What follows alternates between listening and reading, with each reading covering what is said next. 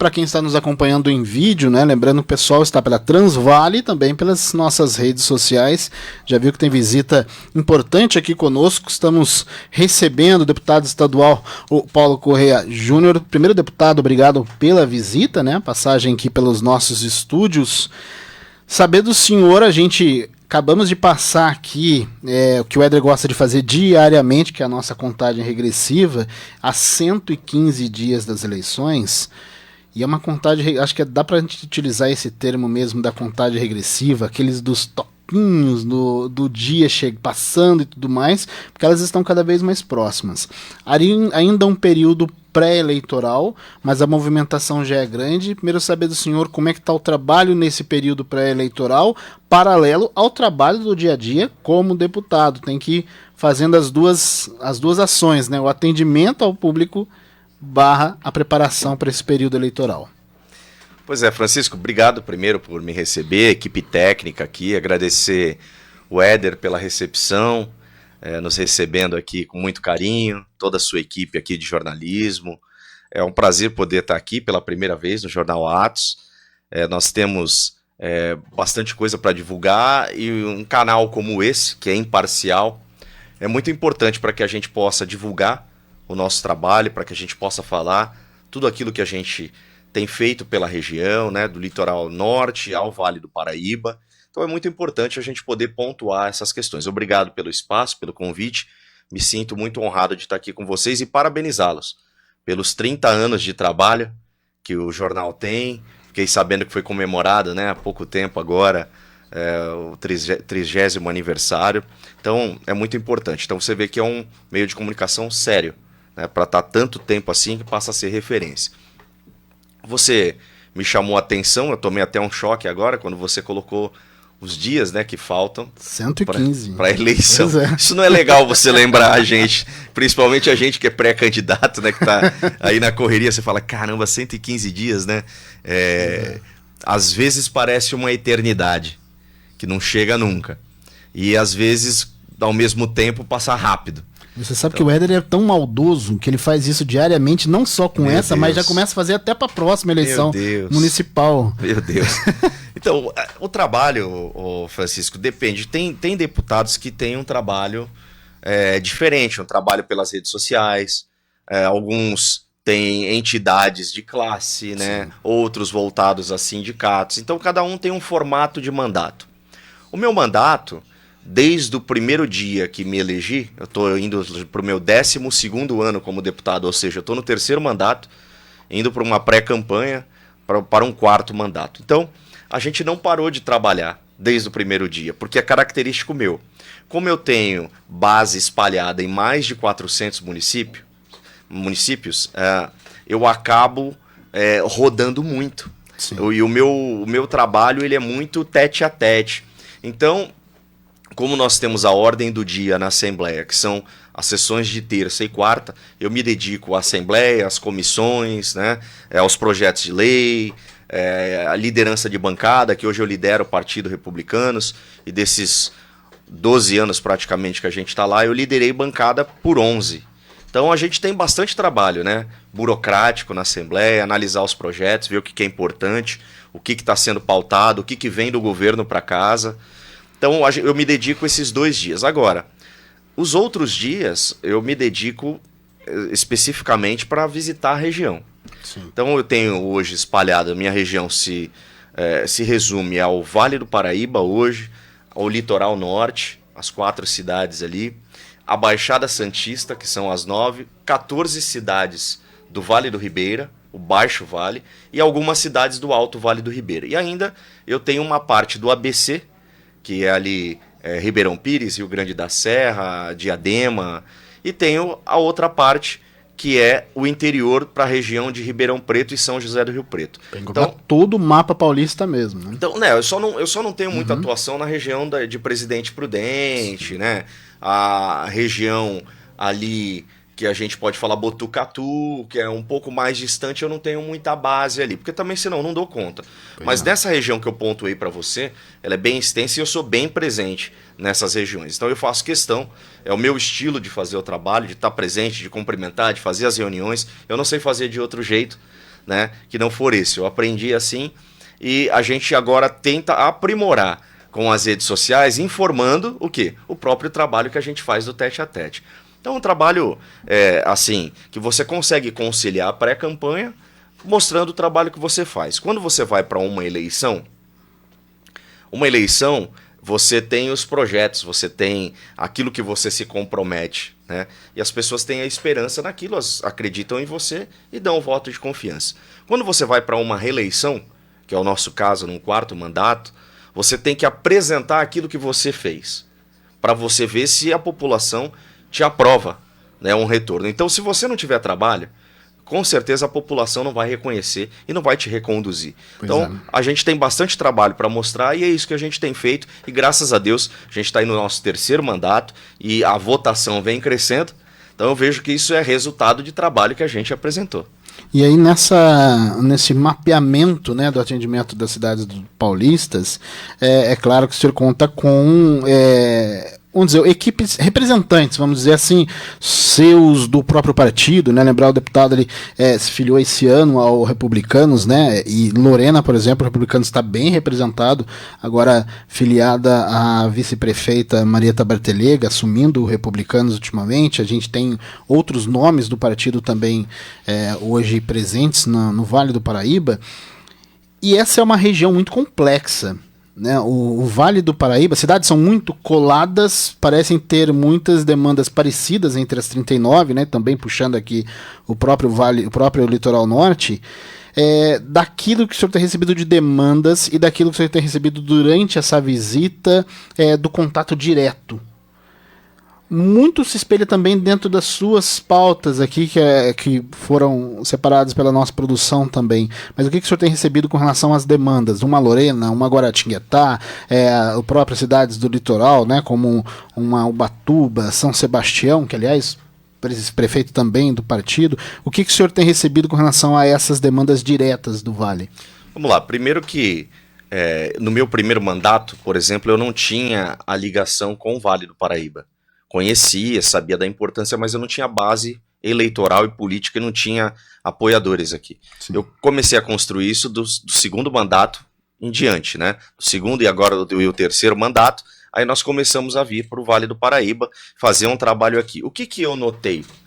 Eu notei uma carência do estilo de trabalho que a gente faz, que é esse de estar na cidade, que é de ouvir o prefeito, ouvir os vereadores, estar na base, estar presente. A gente sentiu essa carência e eu vi que tinha uma lacuna que a gente acabou entrando e dando a atenção devida que os prefeitos merecem, que os vereadores merecem, né? E às vezes nem tanto a questão partidária, que é importante sim, mas mais a questão pessoal, né? A gente entender as dificuldades que os municípios tinham, a gente entender a necessidade peculiar que cada um tinha, saber a necessidade das santas casas que tem aqui na região. E a gente começou a andar e começou a atender esse pessoal. Então, foram mais de 18 milhões enviados em recursos para a área da saúde, área de infraestrutura, área do esporte. Então a gente vai criando um vínculo e a gente vai conseguindo atender, na medida do possível, as demandas aqui através do nosso mandato. Então eu dei sim prioridade ao Vale do Paraíba, como pretendo continuar dando, caso tenha uma nova oportunidade de mandato, e o nosso vínculo cada vez mais vai crescendo. E aí sim, é a gratidão. Acho que você tem que mostrar a sua gratidão com o recurso, com o trabalho, com a atenção aos municípios que as pessoas confiaram em você. Isso eu tenho certeza que será renovado, esse compromisso da gente, e a gente dá atenção cada vez mais que o Vale do Paraíba precisa. O senhor citou essa questão que ela é apartidária, né? Esse contato ele precisa ser apartidário. Os prefeitos que barram, fecham portas ou não procuram o gabinete por uma questão partidária acaba ficando para trás. Dentro dessa linha e daquilo que a gente estava citando também de demandas, por exemplo, o senhor citou santas casas. Essa era quase que uma epidemia num país como um todo, né? Os hospitais, santas casas, hospitais beneficentes, que trabalham inclusive com o próprio SUS, têm uma necessidade muito grande de atenção. No Vale do Paraíba, na nossa sub-região aqui de se pegar as duas sub-regiões de Guaratinguetá e Cruzeiro, por exemplo, As Santas Casas passaram, e eu vou lá atrás agora, passaram lá em 2017 por uma CPI das Santas Casas, que já havia feito um retrato de deficiência estrutural, e de lá para cá nada mudou, pelo contrário, piorou, né? O que é necessário aproximar cada vez mais Estado, inclusive até mesmo fazer apelo ao governo federal e tudo mais para essa assistência a esses hospitais hoje? Eu acho que algo é peculiar, né? Algumas precisam de um convênio permanente com o Estado. Isso a gente tem intermediado. Algumas precisam realmente do recurso de emenda parlamentar. A gente vê alguns problemas de AVCB que tem, a gente vê alguns problemas de alas que precisam ser construídas, como, por exemplo, o UTI, o centro, eu te dou um exemplo de algumas Santas Casas que a gente vem conversando para que tenha o centro de radiologia, o centro também de banco de sangues, a gente também precisa ter a questão oncológica, né? Então, tudo isso a gente pode fazer através das emendas parlamentares. E aí são projetos que cada Santa Casa apresenta para a gente, e a gente vai, ao longo que a gente indica as nossas emendas parlamentares, a gente tenta dar prioridade para cá. A gente tem, lá na minha região, onde eu moro, que é a Baixada Santista, eu tenho ajudado bastante a Santa Casa de lá, como tenho ajudado as daqui. Mas lá a gente tem vários projetos pilotos que a própria Santa Casa traz para a gente acha que é muito pertinente, e aí a gente se indica, como a gente tem feito aqui no Vale do Paraíba. Então, saúde é uma questão que, como você disse, no país inteiro a gente tem um problema, porém, o nosso país ainda tem o SUS, que é gratuito, que são poucos os países que têm, né?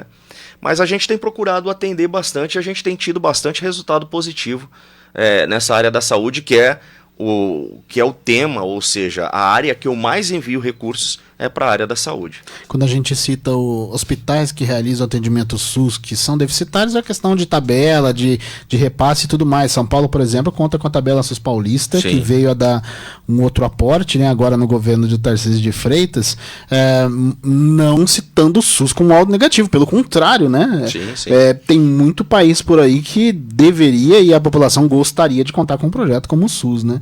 Dentro dessa situação, porque também estamos falando de algo que é saúde, é social, o senhor, por exemplo, presidiu essa comissão parlamentar que citou a epidemia do crack. Uhum. O Vale do Paraíba, inclusive, é a região, proporcionalmente, a região com maior número de homicídios. E Lorena é a cidade, e não para agora, tá, gente? Tem gente que descobriu isso em 2025. A gente cita aqui, Edinho, há mais de 20 anos estamos batendo nessa tecla dos números alarmantes de Lorena com relação a homicídios. E Lorena, Guaratinguetá, Cruzeiro, principalmente cidades que circundam, que são cortadas pela Via Dutra, sofrem muito com a questão das drogas. Sim. Que tipo de assistência é possível dar aos municípios, ao Estado como um todo, porque, mais lembrando, não é só uma questão de segurança pública, que tipo de assistência é possível dar para essas cidades para poder atuar nessa questão da droga, da própria violência, da assistência e da saúde, circundando a questão dos entorpecentes? Quando eu presidi a CPI do crack, da epidemia do crack na Assembleia, a gente fez algumas reuniões da CPI, ou seja, audiências, né? Nós fizemos itinerante. Então, levamos a algumas regiões para a gente tentar entender, cada região tem sua peculiaridade.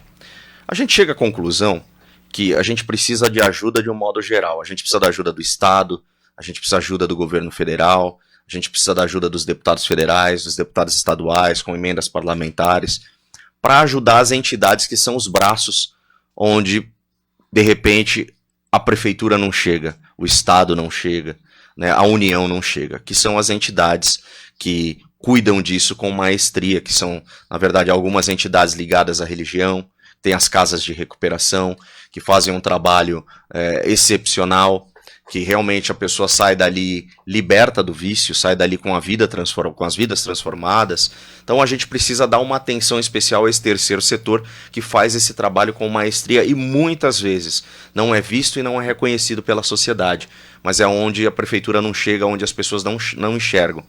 é muito importante a gente fortalecer, a gente ajudar essas entidades a regularizar a documentação para que possam receber e prestar um trabalho com excelência que tantas outras fazem na região. Então, a gente identificou isso de pessoas que realmente fazem esse trabalho e a gente ajudou a regularizar e... Olha, muito bem, de volta aqui com o nosso Whats no Rádio desta quinta-feira. Já o pedido de desculpas a quem estava nos acompanhando pela Transvale 102,3.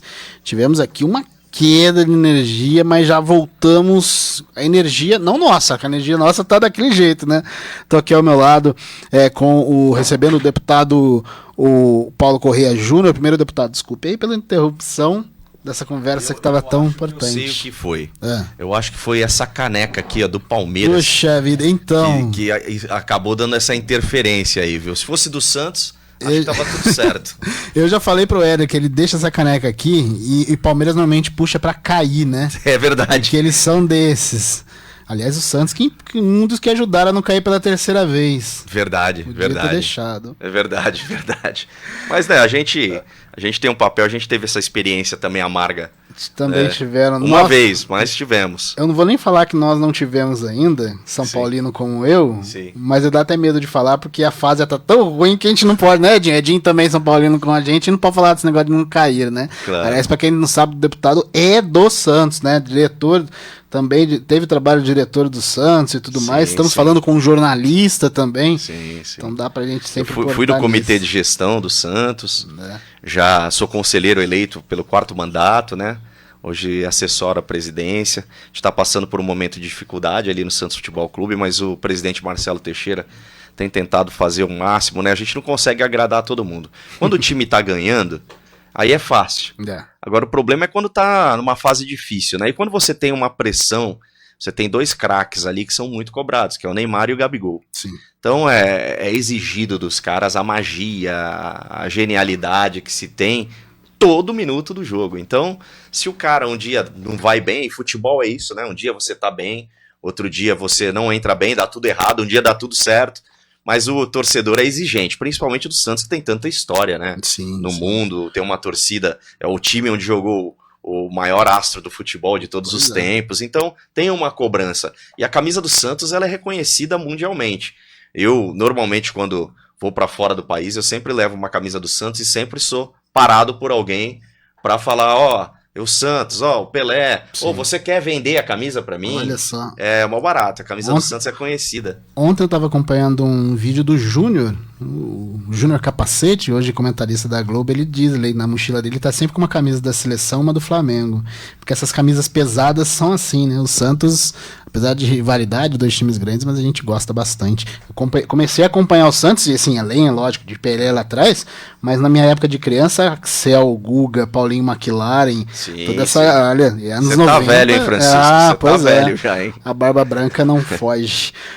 Deputado, mas para voltar a falar sobre política e falar sobre a nossa região, a gente estava falando sobre, né, as pautas do deputado, a própria questão do crack e essa assistência que é necessária, porque infelizmente estamos numa região que sofre muito com essa... Aliás, o país inteiro sofre com essa questão, mas o Vale do Paraíba e Lorena especificamente sofrem muito com isso, às vezes por falta de assistência, falta de atenção de cima para baixo, vamos dizer assim. Mas é importante gerar essa ligação entre poder público, entidade e a sociedade como um todo, né? A gente teve um exemplo na capital, a gente tinha a famosa, que chamam de Cracolândia, né? Famosa Cracolândia. E ali se reuniam quase 2.000 pessoas num único local. O vice-governador, que é aqui do Vale do Paraíba, Felício Ramute, que é de São José dos Campos, e o governador deu a missão a ele, e ele fez com maestria o que precisava fazer na capital que nunca ninguém conseguiu fazer. Hoje, se você for ao mesmo local onde era a Cracolândia, dificilmente você vai ter 10 pessoas, 15 pessoas ali reunidas. Aí todo mundo fala, poxa, mas o que adianta? Isso dispersou. Então, na verdade, eles criaram um hub, que é um local onde a pessoa passa por uma triagem, a pessoa tem ali o atendimento médico, a pessoa tem ali o atendimento social, a pessoa que quer se recuperar e dá oportunidade, tem um tratamento, tem um encaminhamento para um trabalho, para dar dignidade à pessoa, voltar a ter uma chance no mercado de trabalho. Então ele conseguiu fazer com essa triagem e acabou com a Cracolândia, hoje não existe mais. Cidades aqui, como a cidade que eu moro, que tem um problema sério, aqui a cidade de Lorena, como algumas cidades do Vale do Paraíba, é um pouco diferente porque os núcleos eles são divididos pelos bairros, né? Sim. Você está espalhado e você não consegue enxergar visivelmente, porque quando você tem grupos pequenos, não chama muita atenção, o que chama é o grupo grande. E aí sim, foi um trabalho que a gente fez presidindo a CPI junto com a Polícia Militar, os dados e os estudos que tem em cada região. E aí a gente pôde analisar que dentro desses núcleos é onde a polícia estava tentando, junto com um trabalho em conjunto, né, tripartite, o trabalho prefeitura, o trabalho com as entidades e um trabalho com a polícia e às vezes guarda municipal em conjunto, para ir em loco nesses locais, com muita habilidade, oferecer um serviço, oferecer uma reabilitação, oferecer talvez uma casa de recuperação. E grande parte dessas pessoas, elas têm a tendência vamos dizer que 60% tem a tendência de querer se tratar.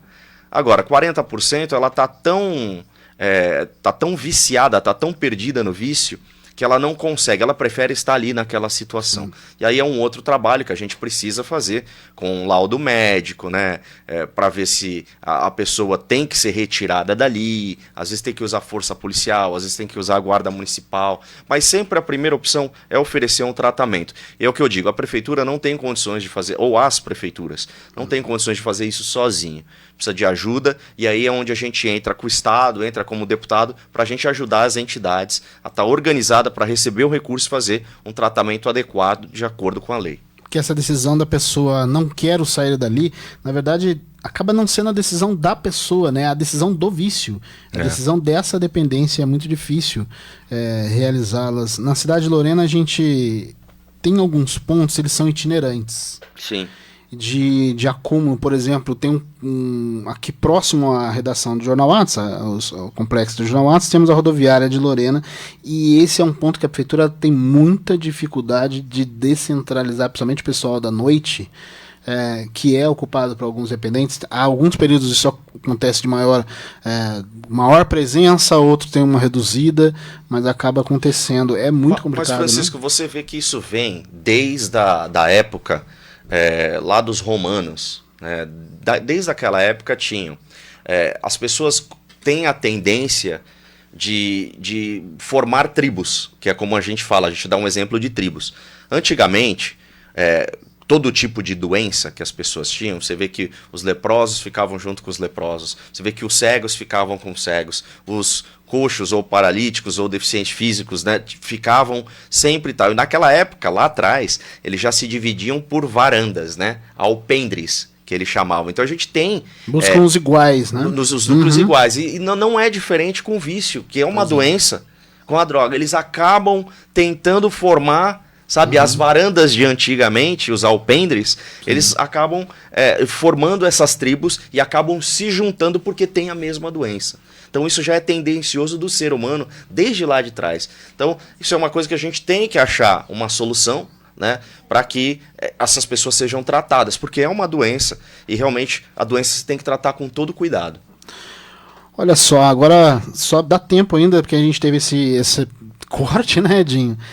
Da gente falar que essa que é uma das principais pautas do deputado, a gente está falando sobre a questão do TEA. O deputado ele é responsável, né, pela proposta de tornar permanente o laudo que atesta o transtorno do espectro autista. A ideia de que a pessoa ela tem esse laudo, ninguém deixa de ser de conviver com o TEA, né?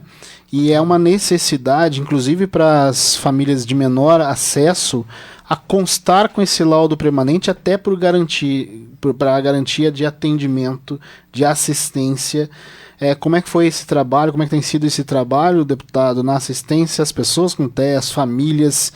Como é que está sendo essa assistência? Só para melhorar um pouco a informação.